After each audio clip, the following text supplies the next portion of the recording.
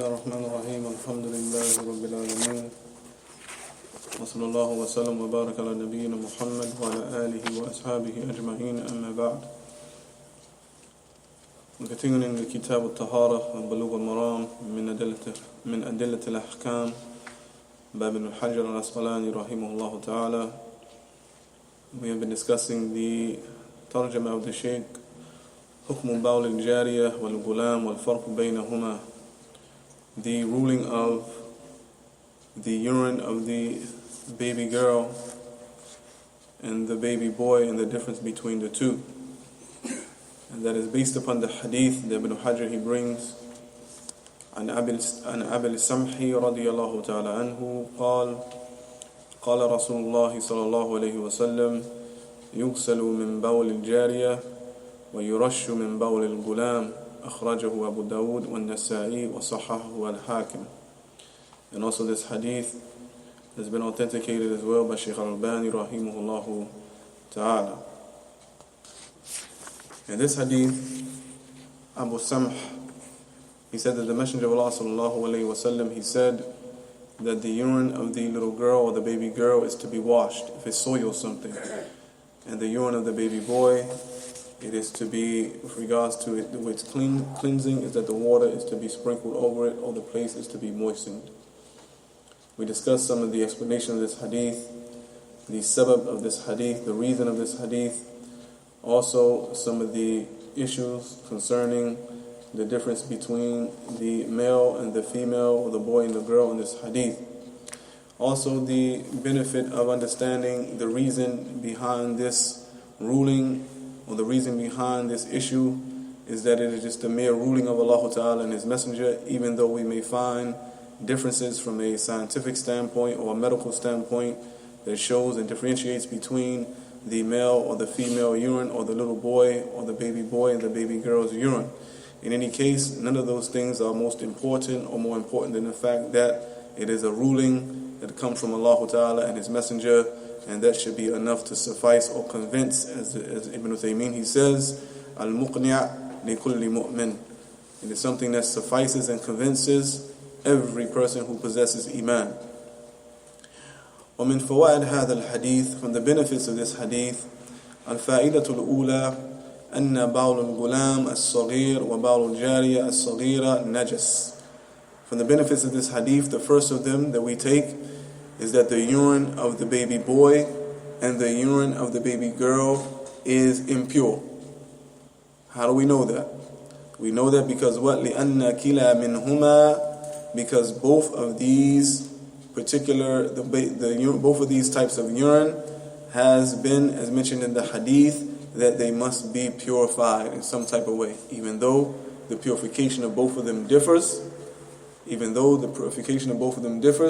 it still means that both of these urines are impure. لكن الجارية تغسل والغلام نضح أو رش.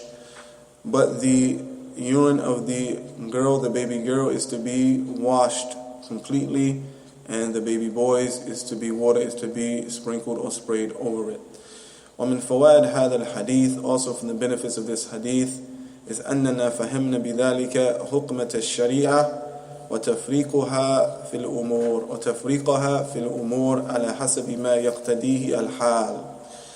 The benefit of this hadith is that we understand by way of that the wisdom of the sharia, the wisdom of the legislation of Allah subhanahu wa ta'ala, وتفريقها في الأمور, and the way that these things or certain things are distinguished or separated concerning certain affairs, على حسب ما يقتضيه الحال, according to or in the way that in which the particular circumstance mandates, in the manner or the way that the particular circumstance will mandate. سواء قلنا إن هذا الحكم تعبدي أو إنه مؤلل.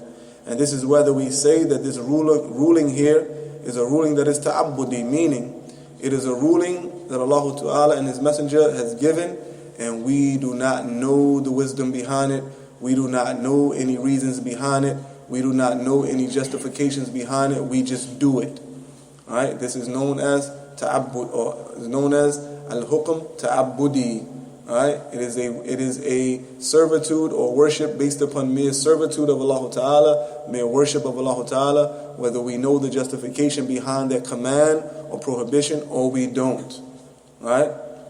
As Aisha exemplified in that narration when the woman asked her about the menstruating woman has to make up the fast and does not have to make up the salat. She says, هَذَا مَا يُصِيبُنَا. This is something that happens to us. It is something that happens to us. So we make up the fast and we don't have to make up the salat. Nu'maru, we have been commanded to make up and make the qada of the fast, but we have not been commanded to make the qada of the salat. So this is just mere ta'abbudi. Okay? It is mere worship of Allah Ta'ala. Or he says, in هذا الحكم تعبدي أو إنه معلل. Or this particular ruling has a justification or reason behind it. Or it has a justification or reason behind it. لأننا نعلم أنه لا يمكن التفريق إلا أن هناك إلا مؤثرة. And of course the Shaykh says there's no way that we can make any distinguishing between the two unless there is some type of illa that affects this, or some type of illa that we can see the actual effects of it. But at the same time, whether we know it or whether we know it or not, we still have to follow the hukm. We still have to follow the hukm. And this is by some people who call themselves aqlaniyun, right, or Qur'aniyun, people who they deal based upon their intellect, what makes sense to them, whether they will follow or whether they will not follow, whether they will authenticate a hadith or whether they will not authenticate a hadith. So they may say, we don't know what is the reason. There's no difference between the urine of a baby boy or baby girl. It's still urine. And they will use their aql to not try to do what? To try to say that the hadith is not authentic. And we don't find any verse in the Quran that tells us this. It doesn't make sense to us, and we don't find any other evidence. So this can't be authentic. There are people like this.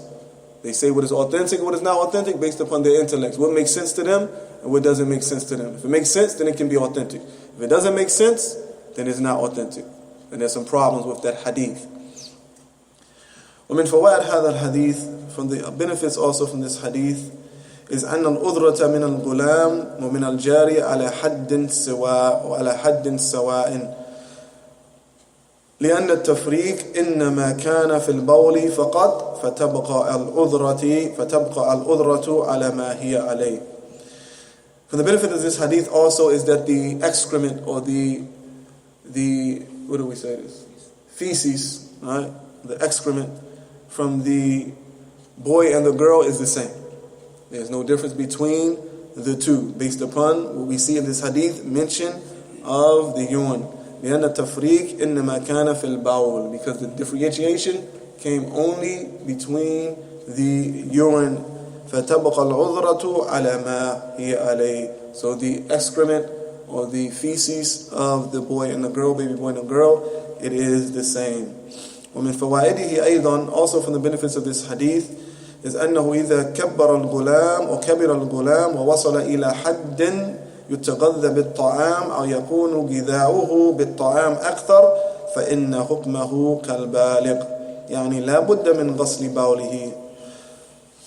From the benefits of this hadith also is when the little boy or the baby boy, he grows older, he gets older in age, and he reaches to the point where he begins to be, his nutrition is based upon solid foods. His nutrition is based upon solid foods, or his nutrition is based upon predominantly solid foods. Maybe he's still breastfeeding a little bit as he grows up a little bit more. Maybe still breastfeeding before it's time for him to be weaned off, but now his food that he eats is predominantly solid food more than breast milk. He says in that particular case, فَإِنَّ حُكْمَهُ كَالْبَالِغ, that his ruling becomes like the one who is baligh, right? The actual adult male, and his urine is the same way, right? Or the male that has reached puberty. يعني لابد من غسل بوله, then it's a must that his urine be washed as well if it soils something. ومن فوائد هذا الحديث, also from the benefits of this hadith, there's a beautiful one here the Shaykh mentions, جواز التسريح بذكر البول, the permissibility to be very explicit and clear by saying urine, right? And not giving it any other name other than what it is, urine.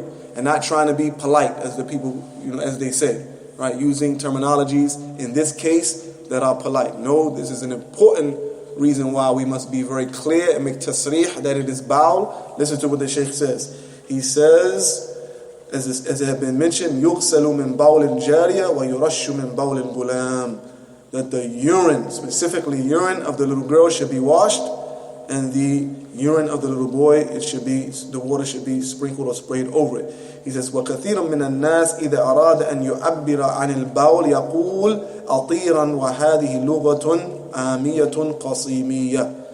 He says that here, there are many people, when they want to express themselves and they want to speak about urine, they won't say urine clearly.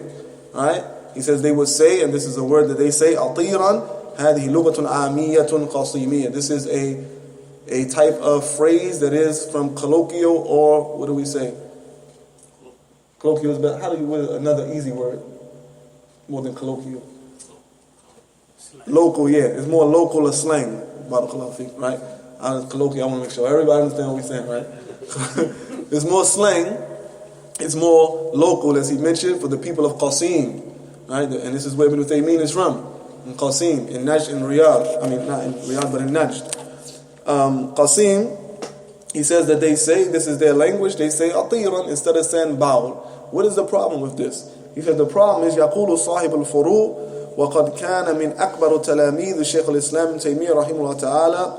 And one of the ulama that he wrote a particular book, and it is known as Al-Furu', and he was from the senior students of Shaykh al-Islam Ibn Taymiyyah rahimahullah ta'ala, and he says وَأَعْلَمُهُمْ, and he was from the most knowledgeable of the students of Ibn Taymiyyah بفقهيات شيخ الإسلام ابن تيمية رحمه الله تعالى حتى كان ابن القيم يرجع إليه في فقهيات شيخ الإسلام.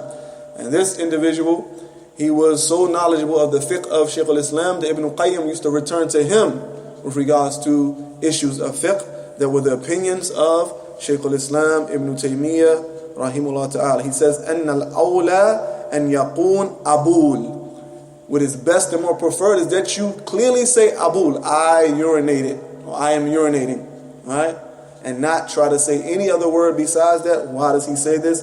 He says, وَلَا يَقُولْ أَرِيقُ الْمَاءِ, as some of the people during his time would say, and don't say that I am letting out water, right? Don't say that. Why did he say that? Very important point. He says, and this is our scholars, look at this. He says, لِأَنَّ هَذَا غَلَطْ هَلِ الْبَوْلِ مَا. He says, this is a mistake. Is urine water? Cannot compare, or you cannot exchange one for the other. Because now when you do that, it takes what? Another ruling. Right? No, you're not letting out water. You're letting out urine.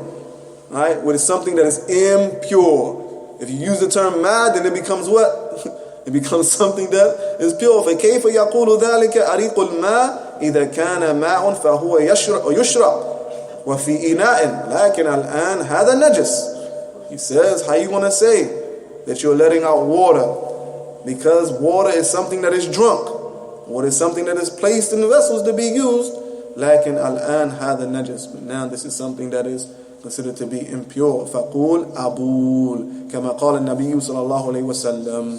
Say as the Prophet ﷺ said, utilize the terminology urine. As he mentioned in this hadith, يُغْسَلُ بَوْلُ الْجَارِيَةِ وَيُرَشُّ بَوْلُ الْغُلَامِ. Right? Very clear. So this is from the benefits of this hadith. We'll stop here tonight, bi'idhnillahi azza wa jal, and we will move on to the issues of those particular hadith in our next sitting that mention the issues concerning the menstruating woman and how to cleanse that blood if it's soil or something. هذا والله أعلم وصلى الله على نبينا محمد وعلى آله وصحبه وسلم.